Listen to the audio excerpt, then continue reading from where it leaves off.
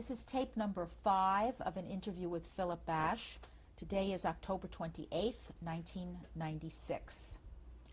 So what happened when you got to Rome? Got to Rome, in the station. I don't know the language, I don't know nothing, I don't have money. I was inquiring how can I get to the highest. You know what the highest is? I should ask for some help or something, you know, I want to go to the States. So I find somebody who helped me out and give me money for a telephone. And I wait in the station until 9 o'clock. 9 o'clock I called up. He find out the number from the telephone, the highest, called up the highest, and the highest give the direction I should go in a pension. A pension. The pension means a motel. Yeah. They make reservation for me. And how should I go? I don't have money for the taxi. He sent me a taxi, and we went to that pension. And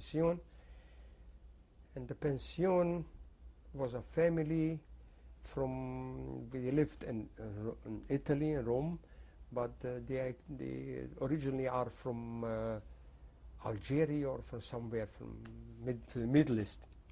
He didn't speak English, no, only Italian and Hebrew. I didn't know Hebrew, I didn't know Italian. We arrived there noon time. We ate something, and the other day, you know, but us Jewish is who's religious, who's accustomed not eating treif, meat and dairy, you know. So it comes to the noon time, puts on a plate, and I see a piece of meat, and I see some cheese, and some, I don't know. I asked him, come over here, I want to talk to you. So we couldn't talk to each other. We couldn't because you know. Finally, I told him what's this. He told me this is gvina, case. Gvina means cheese. So how do you give me meat with cheese? I'm an Orthodox kosher Jew. He started to swear that he bought the meat in a kosher butcher, but a kosher butcher. Gvina, he doesn't know such a thing. It's not allowed to take gvina. Do you know, just they're all religious. They're buying in a kosher. That's it. So I called up the highest, and I said, you want me to eat treif? Then keep me here.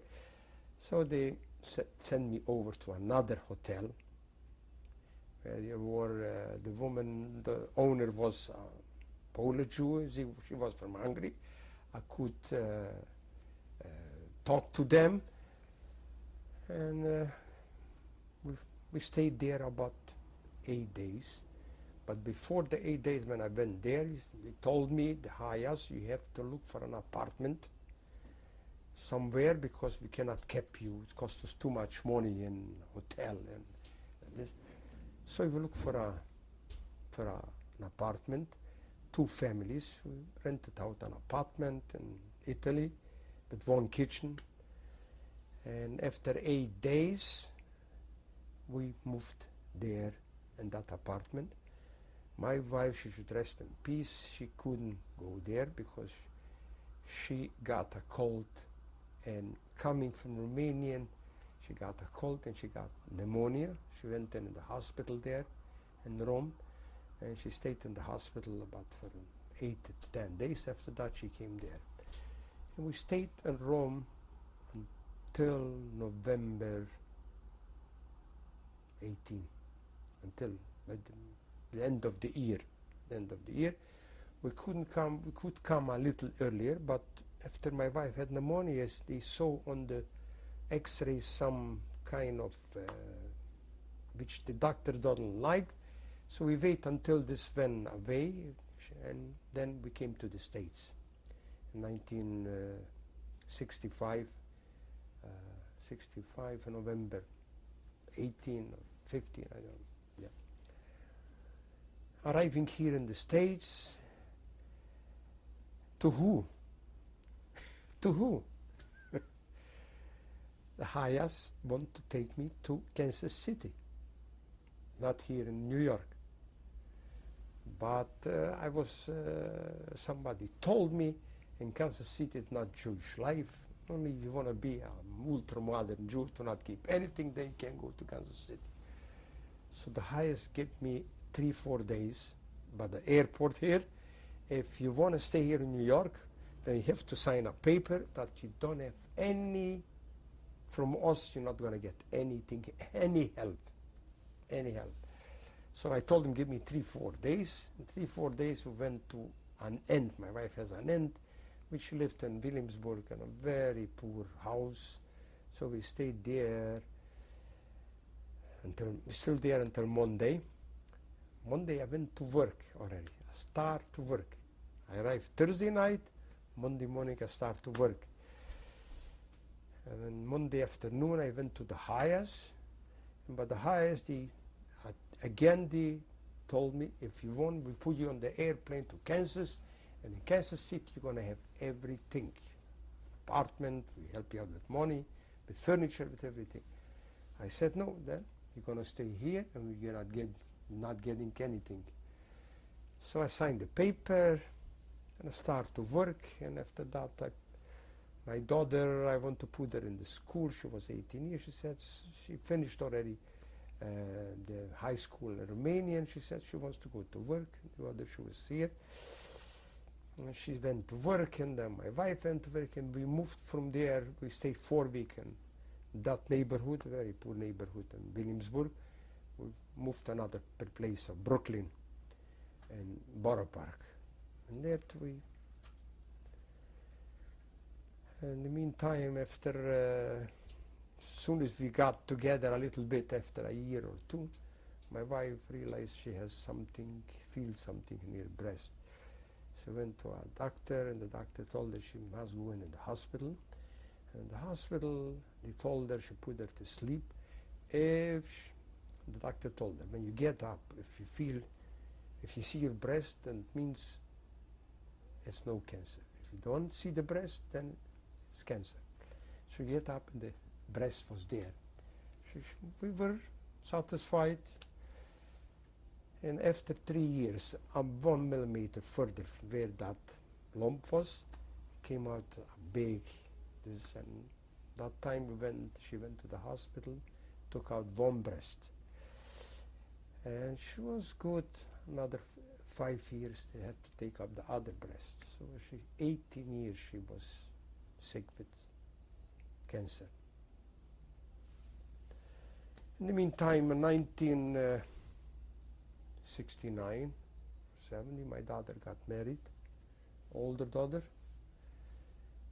And after 2 years, the younger daughter went for a trip to Israel. She met a boy there, and she lives there in Israel. Beautiful 3 grandchildren here in Drang. And your wife passed away when? Passed away in 1987. 1987. But the birthday, December 9.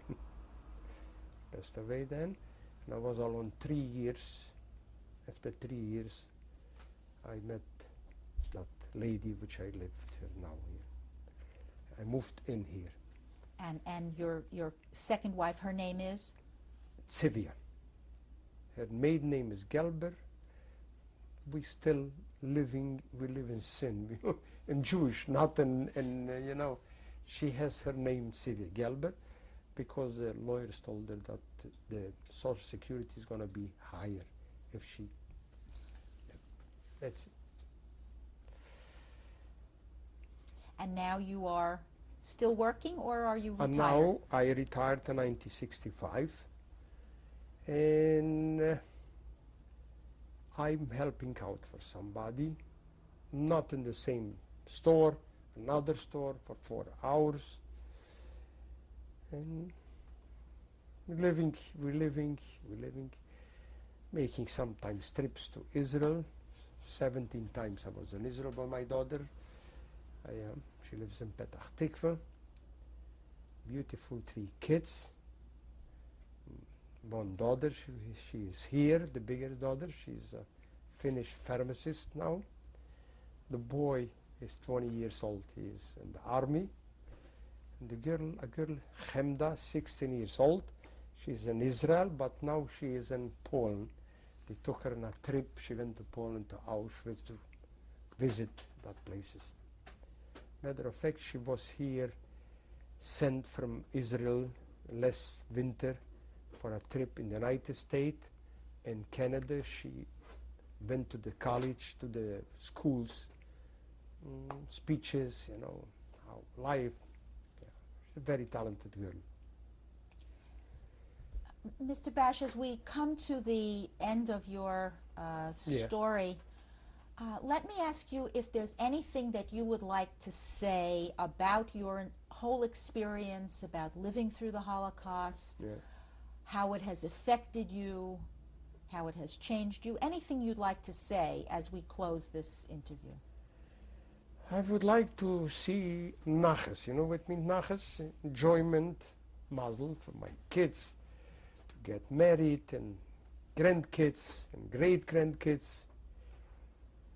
And still, I'm soon gonna be, in a half a year, I'm gonna be 74. I'm planning, I don't know, by the age of 75 to retire, definitely. Maybe yes, and maybe no. Because if somebody has a habit at home, if I would live in Brooklyn, in Borough Park, where is many schools, many, you know, some people going to learn Talmud, you know. Here is not too many, you know. Some people has habit to go to the shul, to a shir, they call it a shir, you know, when they learn Tanakh and Gemara.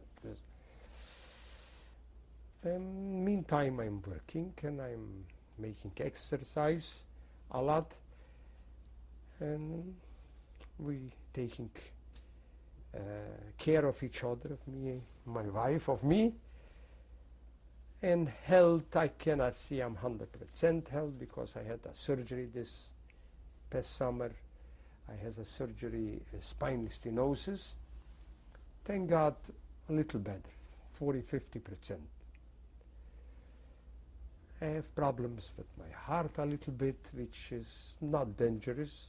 They call us mitral valve prolapse, which the doctor said every second man or woman has this, which you can live with this 120 years.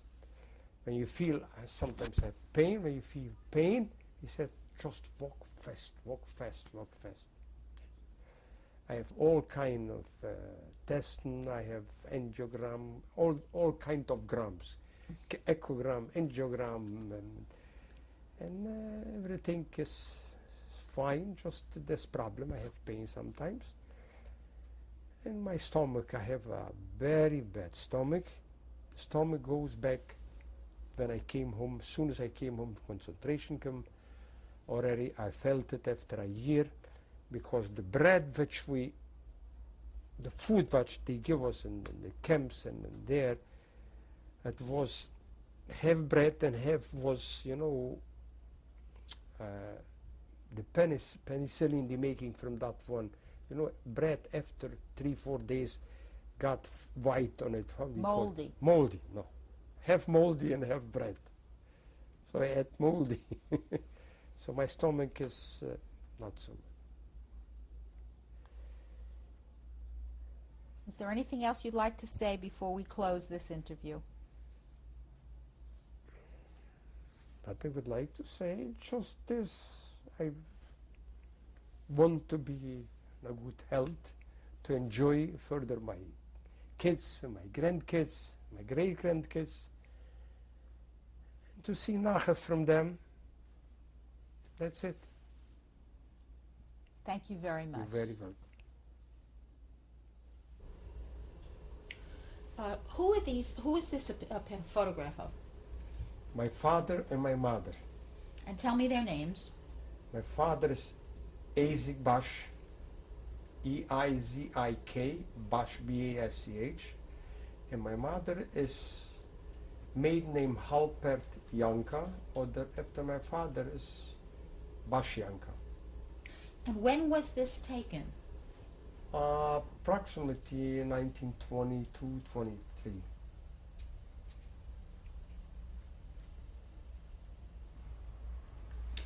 And what is this?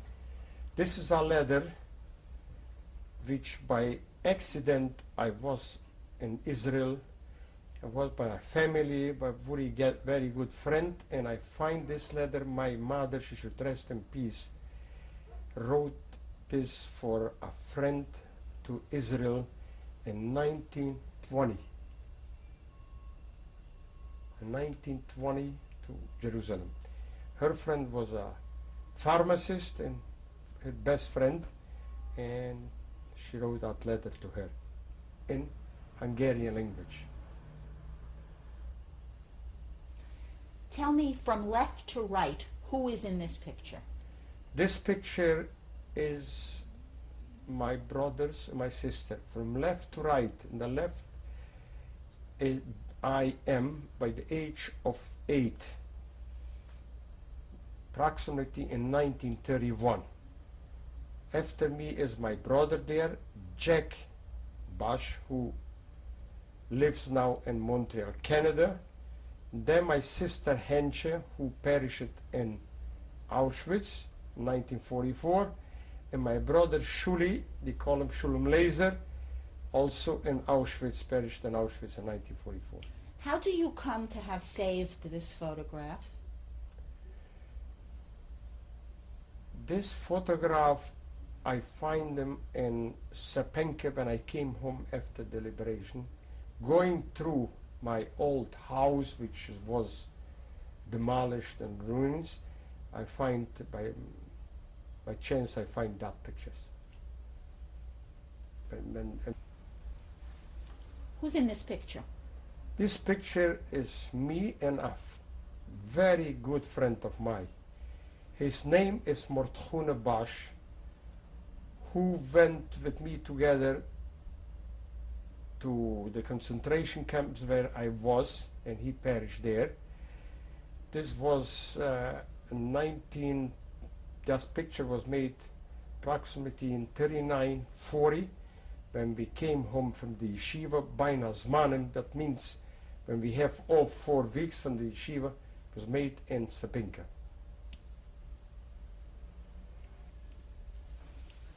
Who is this a picture of? This picture is my mother, Oleo Shulem, she should rest in peace.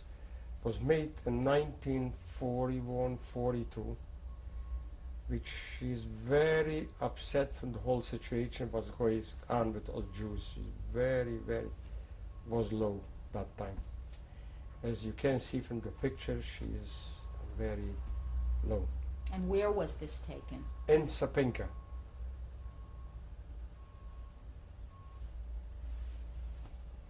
This picture is me. By the age of 16, when I was at home from the yeshivas, most probably when I learned in Sakmer, I came home, and this was made that time.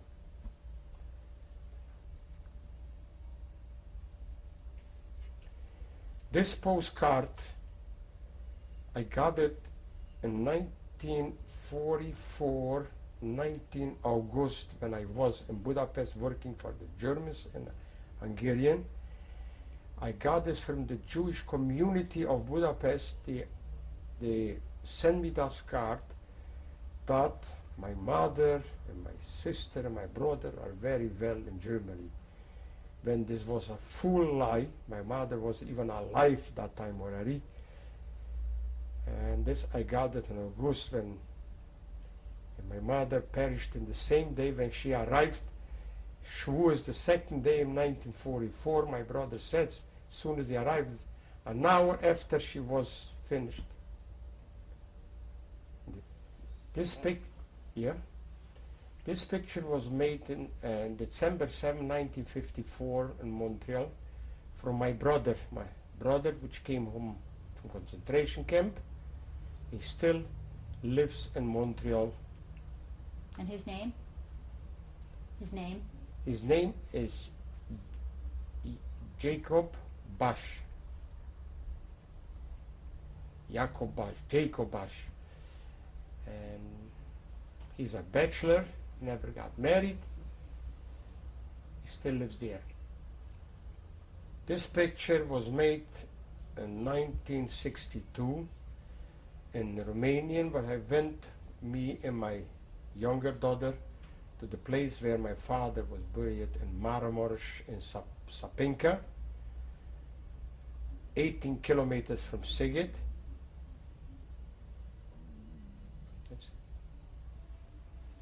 Okay. This picture was made, me and my first wife, she should rest in peace, in 1983, on the occasion of the bar mitzvah of my grandson, Yitzhak Isaac Sternberg. And your first wife's name? And my first wife's name is Alice, maiden name Schreiber Alice. And after me, Alice Basch. Who are these people? Those people is my son-in-law, Ephraim Sagi. And from the left side is his wife, Agnes, my daughter. From the right side is Hila Rachel. She's now 23 years old girl. She's a pharmacist.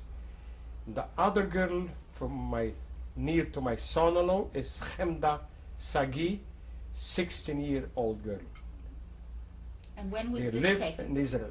When was was this taken in 1995. This picture was made approximately in 1992. From right to left, how I'm reading it, is my granddaughter Suri Sternberg. Next is her father, Shmuel Moshe, an English Norman Sternberg. Their son, after that is their son, Eric, and Jewish Yitzchak.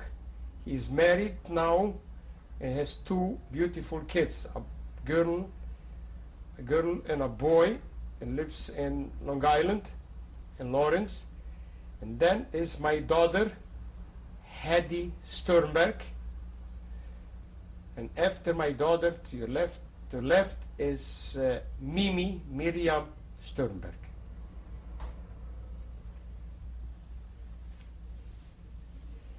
This picture is for my grandson Jacob Sagi, my daughter who lives in Israel, her son.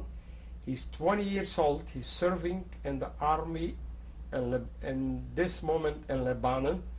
Hashem should give him a lot mazel to come home gesund, in good health. It was made in 1995. This pair of film is my original film when I was 13 years old, by my bar mitzvah. That pair of film went with me all along in concentration camp. Even when I was liberated, I was begging for the hospital. Well, all the clothes that I had on me was full with lice, and everything was burned. And I was begging to let me that film. The film survived. Naturally, it didn't look so good like now because it was a little fixed over, but it's very chushev and very, for me, that I still have that kind of film. That film can I see help me to survive. Sitting here near to me is my wife, Phillip Basch.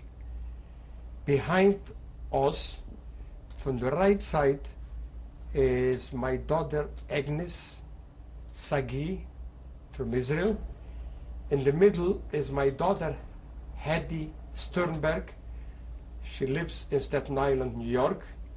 And the third from the left side is my granddaughter Hila Rachel from Israel. She's 23 years old. Is a pharmacist. She's now visiting her grandfather in New York. I just wanted to say that my second name is Rachel, and I've never liked that name.